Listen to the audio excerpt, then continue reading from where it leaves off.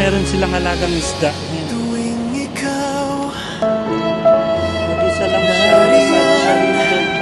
sabay So, ganyan pala siya pag maliit. nadarama ang Tapos pag kaba tumubo na siya guys, at ganun. ligaya. Ayan, pag lumaki na Ang siya, iyong tinig, wari ko'y ilalagay na nila rito sa... marinig. Ito yata Pagkat nun. Ito namamanga, guys, yung mint. Sila rito, mint. pag-ausap ka.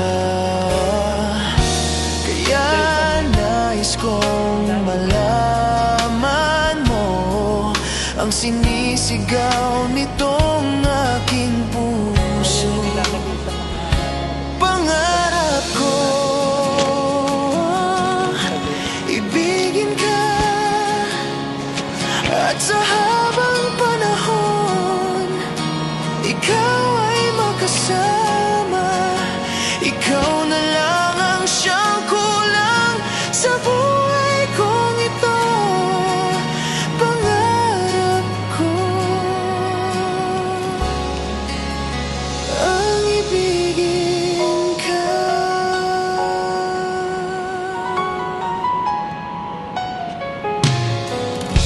Ikaw kaya ay nais din akong makapiling at ibigin.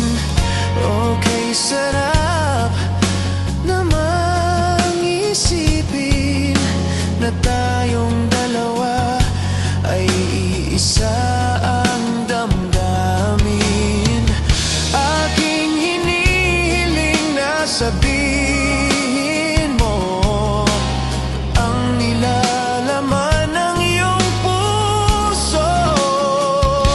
Pangarap ko ang ibigin ka, at sa habang panahon ikaw ay makasama. Ikaw na lang ang siyang kulang sa buhay kong ito.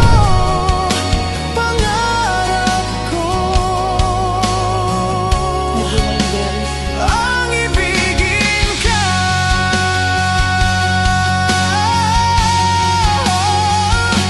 Okay, tagal ko nang naghihintay na sa akin ay mag-aalay ng pag-ibig na tunay at di magwawakas.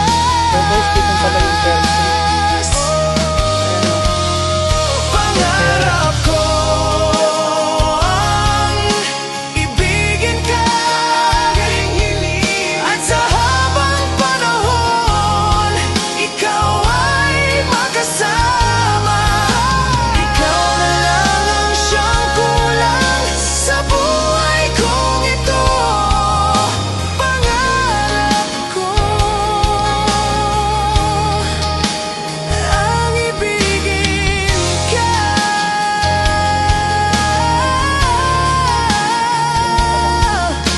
Pangarap ko ang ibigin ka.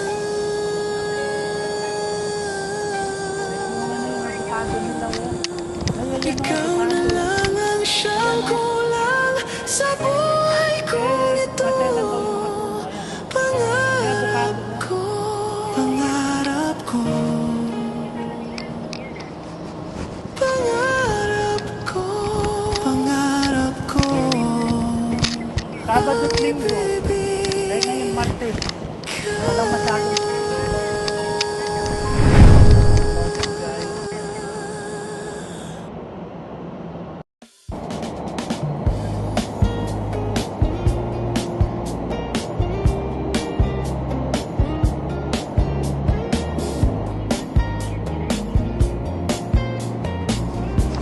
Oh, yan na yan. Magaling. Magaling.